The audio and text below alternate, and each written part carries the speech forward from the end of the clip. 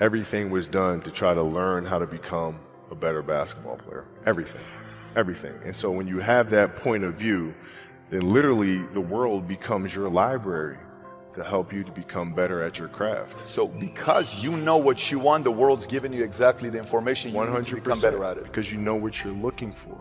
So many guys tell stories about your work ethic. Yeah. What was really your work ethic like, and for how long did you stay disciplined? Well, I mean, every day. I mean, since 20 years. It was an everyday process, and trying to figure out strengths and weaknesses. For example, jumping ability. Man, my vertical was a 40, it wasn't a 46 or a 45. My hands are big, but they're not massive. Right? So you got to figure out ways to strengthen them so your hands are strong enough to be able to palm a ball and do the things that you need to do. Quickness, I was quick, but not insanely quick. I was fast, but not ridiculously fast. Right? So I had to rely on skill a lot more. I had to rely on angles a lot more. I had to study the game a lot more. And but I enjoyed it though. So like from the time I can remember when I started watching the game, I studied the game, and it just never changed. It's a good separation for me, emotionally, to be able to put myself in a place where at practice or when I'm training or during games, I switch my mind to something else. I switch my mode into something else, right? For me, it's the equivalent of Maximus Decimus Meridius in Gladiator picking up the dirt, smelling the dirt. It's go time. Right? So that was my mental switch. It was like an actor getting ready for a film. You got to put yourself in that cage. When you're in that cage, you are that character. And then when you leave there, it's something completely different. But when I'm in that cage, bro, don't touch me. Don't talk to me. Just leave me alone. How did you get mentally and emotionally so strong where it doesn't bother you? Well, you got to look at the reality of the situation. Like for me, it's not, you kind of got to get over yourself. It's not about you, man. Like, okay, you feel embarrassed. You're not that important. Like, get over yourself. That's where you go. Get over yourself, right? Like you're worried about how people may perceive you, and like you're walking around and it's embarrassing because you shot 5 air balls. Get over yourself, right? And then after that, it's okay, well, why did those air balls happen? Got it. High school, year before, we played 35 games, max, right? Week in between, spaced out, plenty of time to rest. In the NBA, it's back to back to back to back to back to back to back. I didn't have the legs. So you look at the shot, every shot was online. Every shot was online, but every shot was short, right? I got to get stronger. I got to train differently. The weight training program that I'm doing, I got to tailor it for an 82-game season so that when the playoffs come around, my legs are stronger and that ball gets there.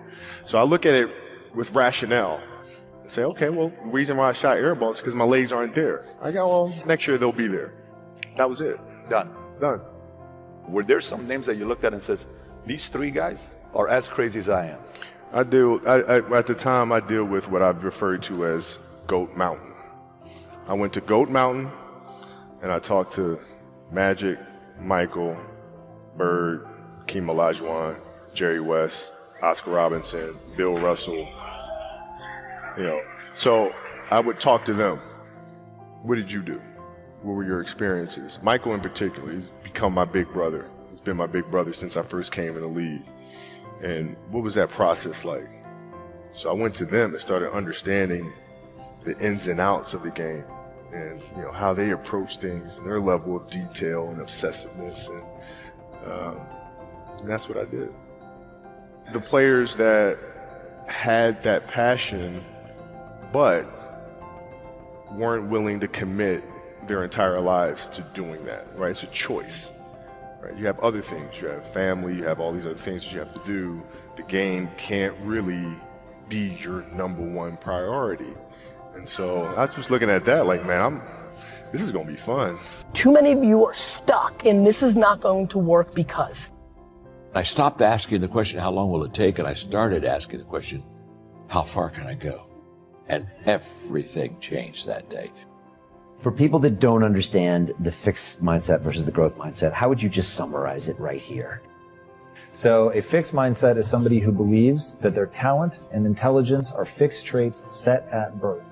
Somebody with a growth mindset believes that their talent and intelligence are malleable traits that will change with disciplined practice. And once you go from the fix to the growth, then all of a sudden everything changes, because you realize, I'm not good at that yet. And just by putting that appending word on there, you realize, oh, okay, so if I wanted to put energy into that, I could get extraordinary. See, in the real world, nothing comes easy. You have to put in the effort. You have to put in the blood, sweat, tears. If it doesn't hurt a little bit, if it doesn't sting a little bit, if it doesn't make you a little uncomfortable, you probably won't get very much out of it. People see the 30%.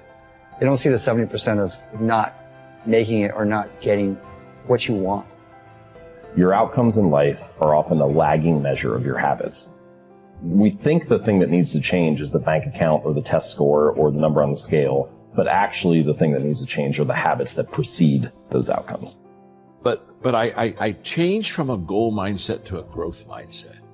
I switched my mind to something else, switched my mode into something else, right? For me, it's the equivalent of Maximus Decimus Meridius in Gladiator picking up the dirt, smelling the dirt. It's go time. You got to put yourself in that cage. When you're in that cage, you are that character.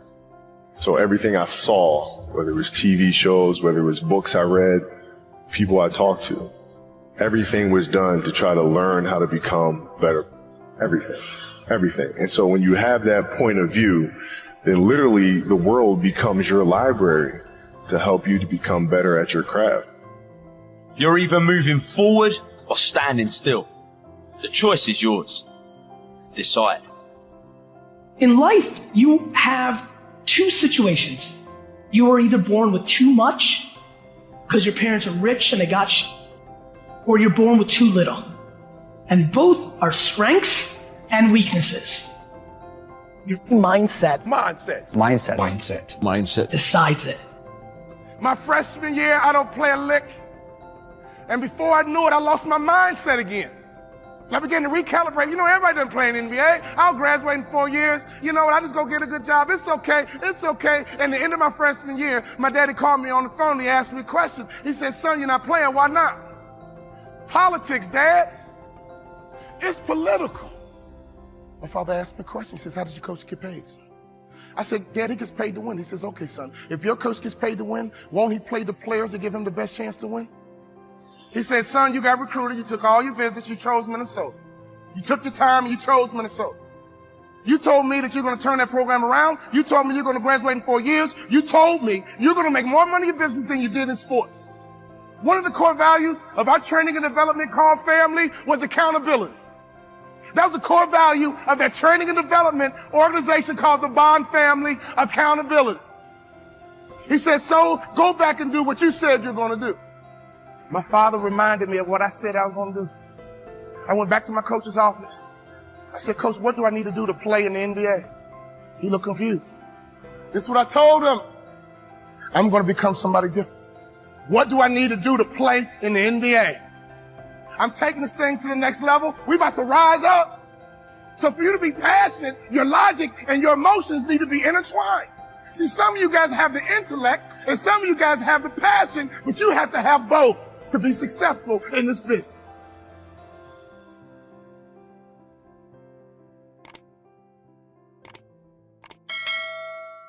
Everybody experiences what I'm about to talk about. Everybody has some form of it. It could be in a relationship, a loving relationship. It could be job relationship. It could just be anything, man. So let's talk about it. Life is too short to be waiting on somebody to act right. You know, the clock is ticking. And I don't know if you know that, man, but time flies by sometimes. So you gotta start thinking, man.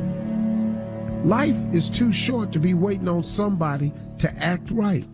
And I'm not just talking about in a relationship like you married or something like that, which is another one. But my goodness, man, I don't really have time for that. I would rather surround myself with people who add value to my life instead of subtracting from my life.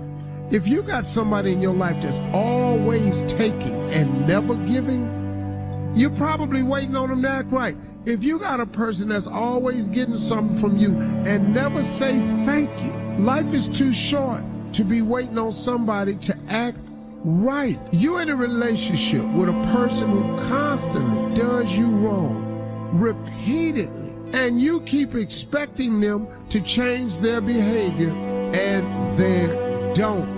You know, they say that the definition of insanity is doing the same thing over and expecting a different result. It's insane for us to continue to wait on somebody to act right, when first of all, you can't make nobody act right. You can't change nobody that don't want to be changed. I've done it before. I've done it in relationship. I've done it with my children.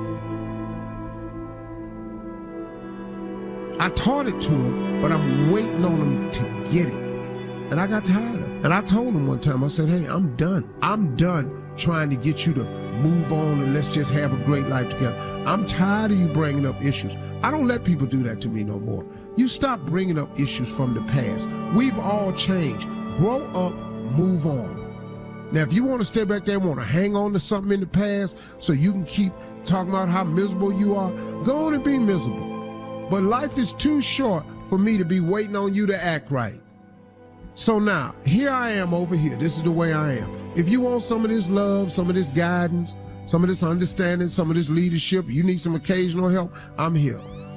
But if you want to keep dragging me over the coals about an issue that you can't get past, I'm sorry.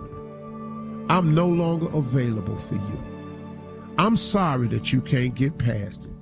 I'm sorry that it has bothered you for a number of years. My apologies. Have you ever found yourself apologizing to somebody over and over for the same thing, but they just can't seem to get past it? Life is too short to be waiting on somebody to act right. And I look up, man, and I just decided, man, I ain't doing it no more. I'm just not gonna do it no more. I'm sorry. If I've offended you, if I hurt you, and I'm man enough to apologize, I expect you to be man enough or woman enough to accept it. You don't have to forget it. I'm just saying I'm sorry and I'm asking for your forgiveness. But if you ain't in the forgiving mood, I'm going to take it to God. I'm going to ask God to forgive me because he will, and then I'm moving on. Me and you ain't got to talk no more. You can't get past it, I understand. But my daddy always said, you're going to either get over it or you're going to die mad. Time is short. Every one of us here has been given the same amount of time in a day. 1,440 minutes a day, 168 hours per week. I'd write down my priorities and I'd get committed to certain priorities. Now is the accepted time. The things we ought to do, the classes we ought to take, the books we ought to read, do it now. The family that needs you, spend more time now. Write that letter home now that you've been meaning to write. Time for study, do it now. People you ought to witness to, do it now. Every time the clock ticks, it seems to say now. Today. Time is too short for indecision and vacillation. Fools say that time is long. Every morning we have 86,400 seconds to spend and to invest. And each day the bank named time opens a new account for you and for me. It allows no balances and no overdrafts. If you fail to use the day's deposits, the loss is yours. The one commodity that is most valuable on this earth is time. Time to love, time to live. From the moment the human body is born, it begins dying. Happen faster, some happen slower. Some of us help them go faster, and some of them prevent it from happening sooner than later. How many seconds, how many minutes do we waste every day doing things that are nowhere near the goals and aspirations and passions that we have inside? How many times do you go through the course of a day and realize, did I do anything I set out to do today? Write down those goals each and every day. No matter if it's 2 goals a day, if you can accomplish those, then you're doing more than just making it through the day. You are living and achieving your dreams. Find time to better yourself, read, explore, research, live life, do things you've never thought of doing before. That's what it's all about. When you're born, that's that date that they put on the left side of the tombstone. When you die, they put another date on the right side of the tombstone. But that dash in the middle is the most important thing on that tombstone. That is a line that throughout that entire time frame, you were able to impact and touch others' lives. You were able to leave your mark on this earth. You were able to build a legacy that nobody could change. You were able to have it to where people remembered who you are no matter what. When you're living for that dash in the middle, you're going to remember your why. Your why you're here. Not the why did you do something? Your why, your reason for getting up in the morning, your reason for pushing yourself past the brink of exertion and giving up. Your reason for moving on and getting things done in life. That dash in the middle, that's the thing that pushes you. How do you rate yourself on a scale of 1 to 10 in terms of your physical appearance, in terms of your health? Do you take care of yourself? Are you allowing yourself to get overweight and out of shape? Are you conscious of your health? Are you watching the food that you take into your body? Do you make a deliberate effort to exercise? You know, it was George Burns, he said, we cannot help getting older, but we don't have to get old. And many of us get old before our time because we don't take time to take care of ourselves. Your environment is a very good indicator. On a scale of 1 to 10, is it what you want it to be? Do you find it desirable? Are you satisfied? The job or career that you're involved in. Someone said that 85% of the American public are unhappy with their jobs. Are you spending 8 hours a day just doing time? Your relationships. What kind of impact is it having on your life? Is it nourishing or is it a toxic relationship? Does it drain you or does it build you up? Ask yourself that. How motivated are you to do something about it? Your contribution, your actions. What are you giving? Many people will leave the universe without a trace. No one will know they were here. And in fact, under their name, we could put under there, not used up. Will anybody know that you came this way? What contribution are you giving? What will you leave? What will be different because you came this way? There's 6,000 people in here and another 5,000 people in another room with Pete Vargas, okay? There's 11,000 people that are interested in changing their financial condition. There's so much money on this planet, folks. You have to keep remembering. Surround yourself with people that are telling you the truth. And the truth is, there is so much money on this planet that everybody on this stream could be a billionaire. Is that real to you guys? I don't know if you're in the right vehicle. I don't know if you have the right mindset. You probably don't have the right customers yet. But Jeff Bezos thought about being a billionaire before he became a billionaire. Okay. Elon Musk was not a baller his whole life. You're the asset.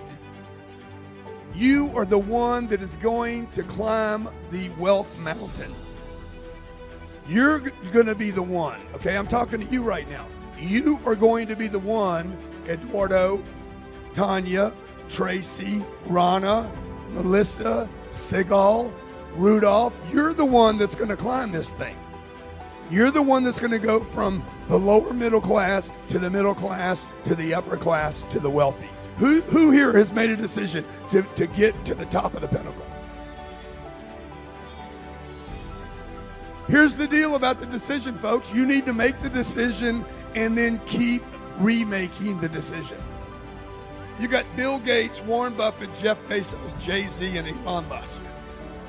They all know each other. They've all touched each other. They all hang with each other, okay? Collaborate. Collaborate with power. Who do you want to hang with? Quit taking what this planet gives you. Quit taking your neighborhood. okay? I grew up in Lake Charles, Louisiana. I hated Lake Charles. I got to tell you, I mean, I'm grateful I grew up there. I'm grateful for my family. I'm grateful for the things I learned. But look, once you go see the rest of the planet, you're like, why am I living here? Why is this all there is? Go to Singapore, Dubai, Sydney, Australia. Go to London, go to Miami, go to LA. Find out where you want to live. Where are the opportunities? Where can you bust out and make it? What would you do? If you're a mountain climber, you're going to probably go visit Mount Everest at some point. Go where you need to go to get where you need to get. The rule of 5. Who do you need to hang out with? Collaborate with power, and then you want to write this down. Pay to play. I had been told this most of my life. I did not trust it. I was skeptical. The easiest way to collaborate with power is to buy a seat at the table. These guys over here, I don't know if you guys can pan over here. Can they see these guys? Look at these guys. Look at these guys. These guys are spending 3 days with me. I'll never forget. I'll never forget. These guys paid $12,000 each to sit in that chair. I look over there, I'm like, man, they're crazy. People crazy. 3 days, I got to look at their ugly faces. Okay?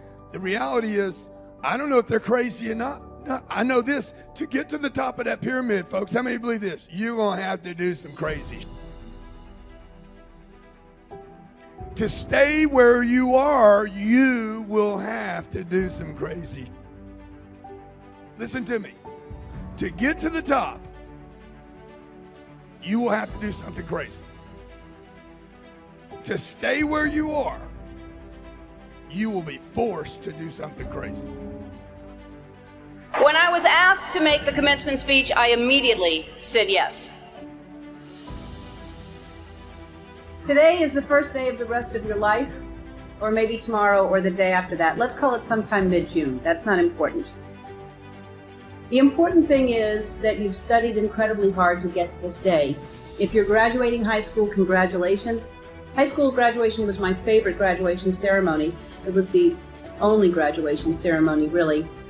And to the college grads out there, as I mentioned, I didn't go to college at all, any college. And I'm not saying you wasted your time or money, but look at me, I'm a huge celebrity.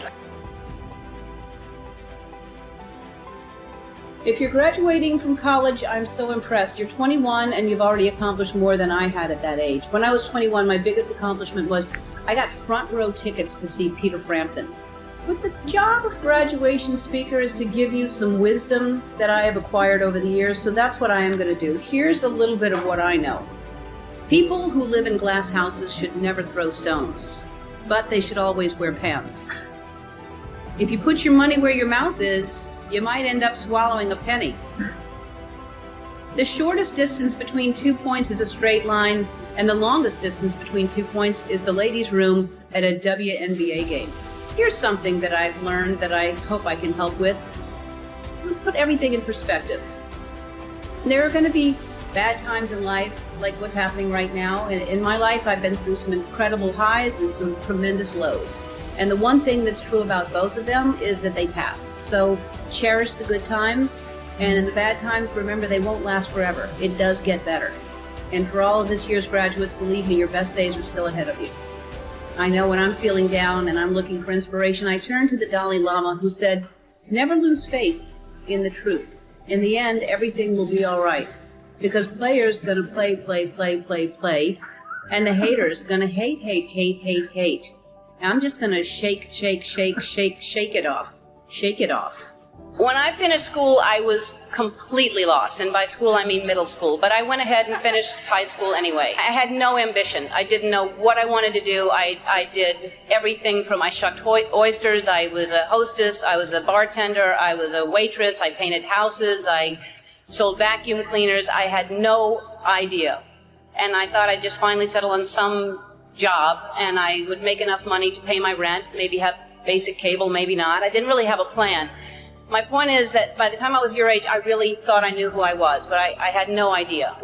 I had no idea what I wanted to do with my life, and the way I ended up on this path was from a very tragic event.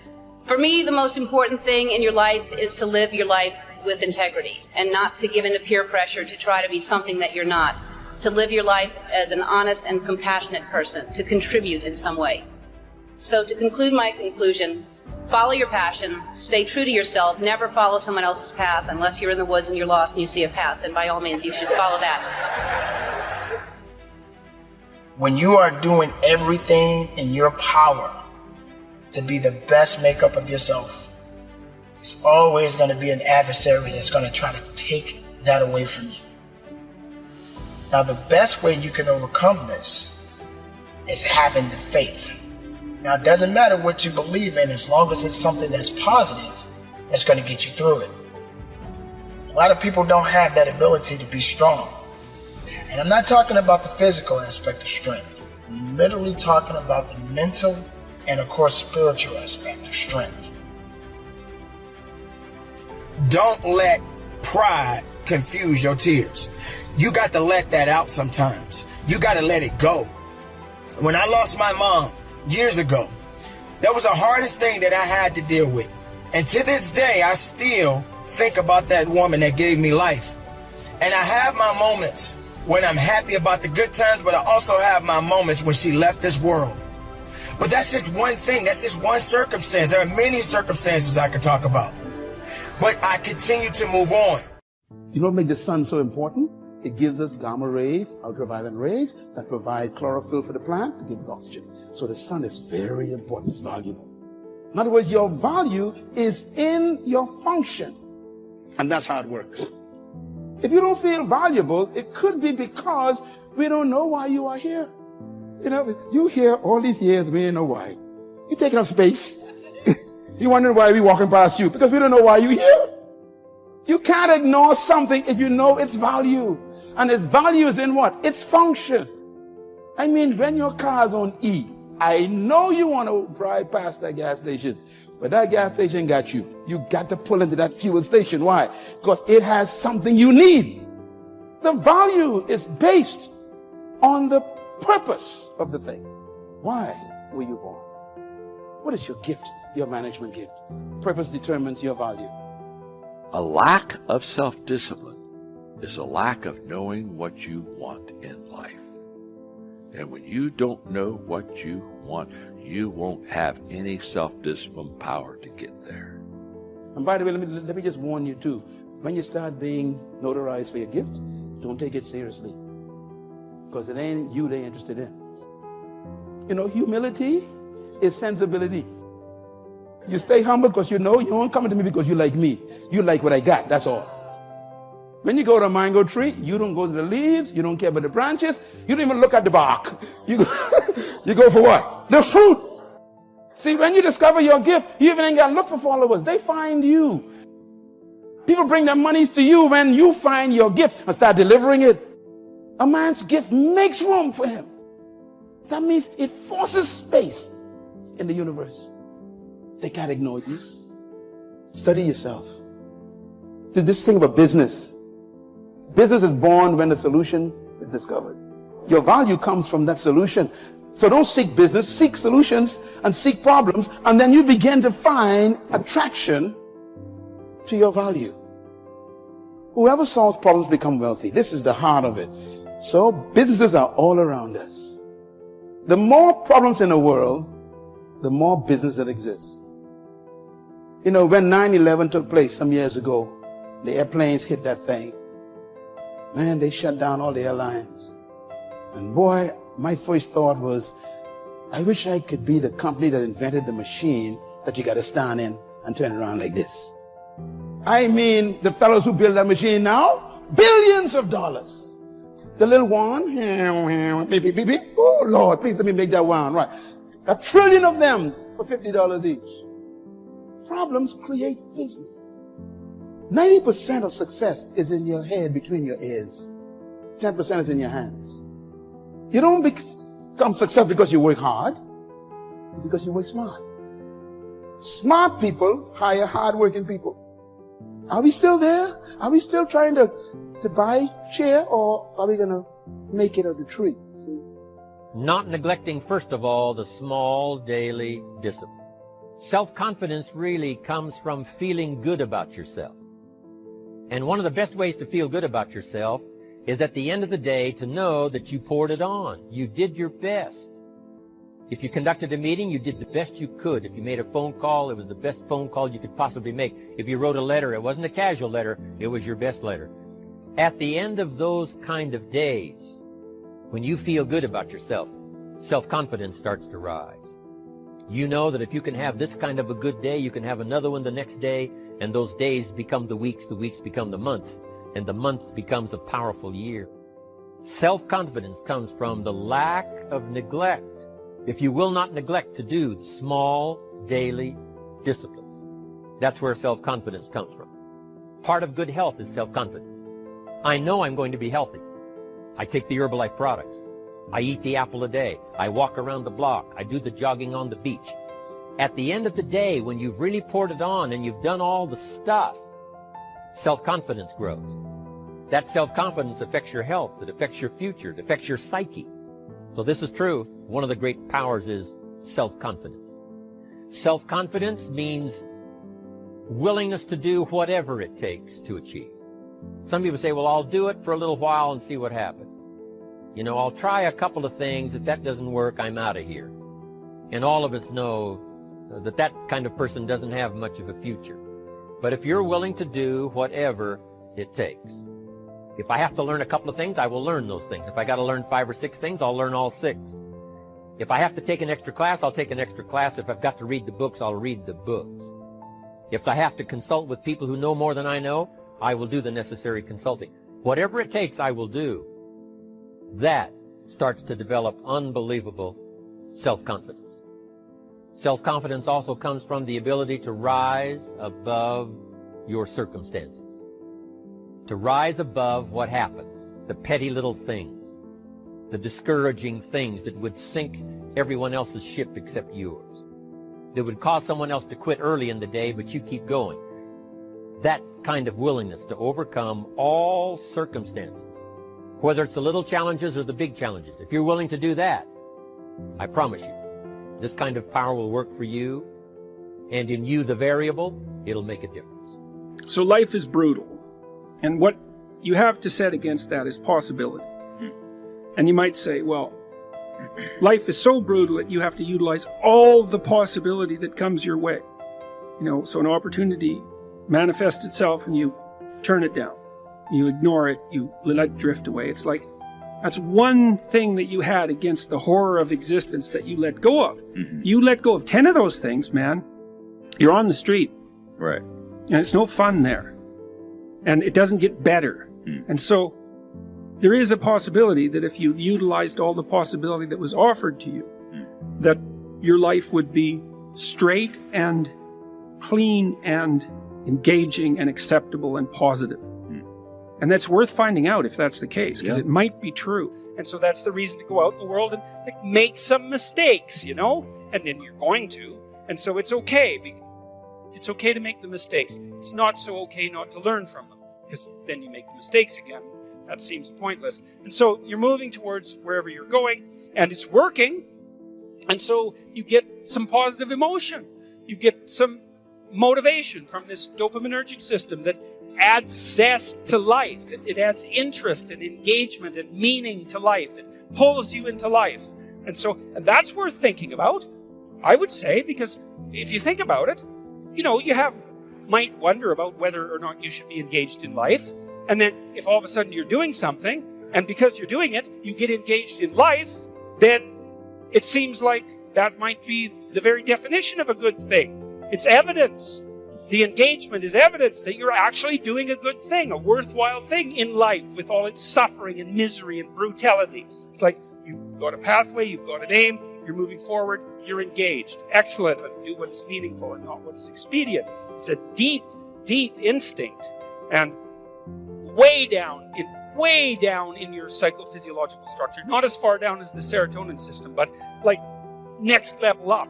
And so if it's saying, hey man, you're on the right track, it's like, that's worth noticing.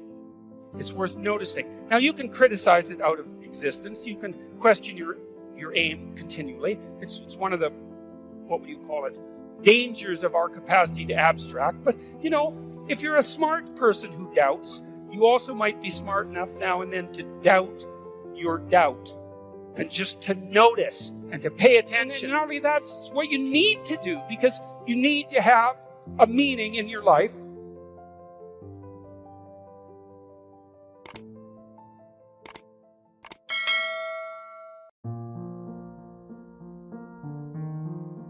And today I want to talk about something else.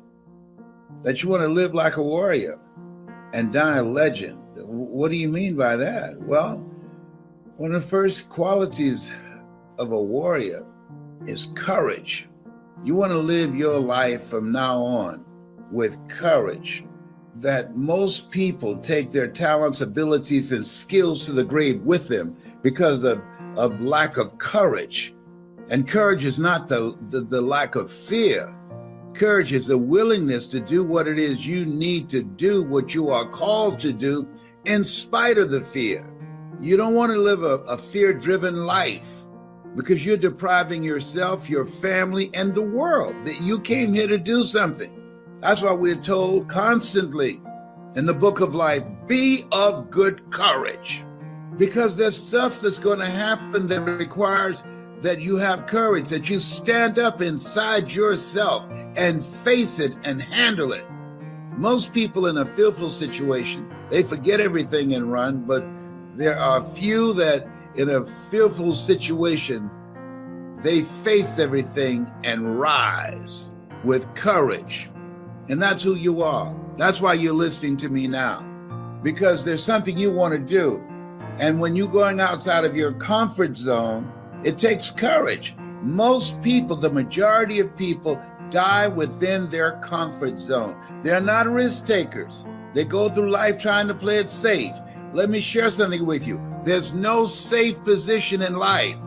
If we don't know anything else, if we have not learned anything else from the coronavirus, there's no safe position in life. You can't get out of life alive. You got to die to leave here. And so this is a time that you want to live your life full and do the things that you think about. Sure, you want to keep social distancing from people and from particularly toxic, negative, energy draining people. You want to keep social distance from them. Why? Because people rub off on you. But you're here to do the greater work. You're here to do something. You've got to live life like you mean it. When I decided to speak, I went at it hard because I didn't want to be just a speaker. I wanted to be a speaker that stood out, that made a national and global impact. And you can do that too. That's why you're listening to me. You have some talent, you have some knowledge, you have some experiences. You've seen some stuff. And there's some things in you don't want to take to your grave with you. So when you live like a warrior, you live courageously. You're fearless. Here's something else. When you live like a warrior, you honor your commitment. Commitment is major. See, when you decide that you're going to do something, when you commit yourself to live a life that's different than the life that you lived in 2020, you hold yourself to a higher standard. You're seeking something. You're pushing the envelope. You are challenging yourself. You are willing to walk by faith and not by sight. And you know, as a warrior, that there's a dramatic difference between being a warrior and being a worrier. Anybody can worry. And a lot of people are worried right now. Oh, the new virus coming and it's even more lethal and spreads easier. Okay, got that. All right.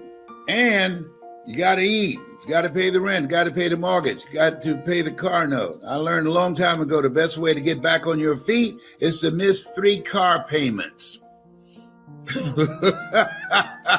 Come on. Yeah, but you don't want to be reckless. You don't want to die for a job. No. If somebody asks you, hey, sign here, and in the event you get sick, you go on sue us. Do I look like Mr. Kadumbo? No. Create something else. Life is saying, no, don't put your life on the line saying, oh, I got to eat. I could either starve to death or I sign this and risk dying and leaving my family so they can starve without me. No, you can create something else. You have other options. Don't be limited in your thinking. I did that for years, because I knew radio. I did it extremely well. And when I was fired, I was dumbfounded. What am I going to do now? Guess what? Learn something new. That's what. If you're willing to learn. See, most people aren't willing to learn. That's why I say, well, if I don't sign this agreement, my family will die. They'll just starve to death. Are you kidding me? Come on now. No. Don't sign anything that says that if you get sick, they're not liable, because they know that there's a high risk that you might get sick and they want you to be on your own. If you don't learn anything else, remember the name Herman Cain, who was sitting on the front row at a rally, proud, no mask. When he got back to Atlanta, he had to go to the hospital. He said, no big deal. And now he's out of here 5 days later. They don't even mention his name. You talk about proud and involved on radio every day, promoting the right. They don't mention his name as if he did not exist. This life is challenging us. In life, when you don't have enough courage or insight, intelligence, expanded vision, that you have outgrown a situation and it's time to move on, life moves on you. I'd outgrown radio. And now I can come on anytime I want and you can see me too. So you got to put your foot down. You got to get an attitude, because see, we're all basically the same. We're all basically the same. The only thing that separates us are our habits. I wanted something different for myself. I wanted something different for my mother. I did not want my mother working once I turned 18. So I made a commitment that I was going to generate enough money with my voice, with my story, in radio and then in speaking, to take care of my mother. You've got some talent. You've got something in you. There's a reason that God chose you out of 400 million sperm. You think you're just here to work on a job, pay the bills, keep a roof over your head, a car note, and then die? Come on, give me a break. No. You're here to do the greater work. You know it's true. You can deny it if you want to. I don't know how low your consciousness is. I know some people, no matter what I say, they're not going to hear me. The state of consciousness they're in, this message is not for everybody. That's why Jesus said, he who has ear, let him hear. Let her hear. And the people that can hear me, if you can hear me in your heart, not in your ear, I'm not challenging you and your hearing aid. No. I'm saying what's in your heart. Where your heart is, there your treasure is also. When you live like a warrior, you are vigilant, you are courageous, you take initiative, you're ambitious, you have an expanded vision of yourself. You're going to take some chances on you. You're going to bet on you. You don't settle for any and everything when you're a warrior. And you got to be in fight mode.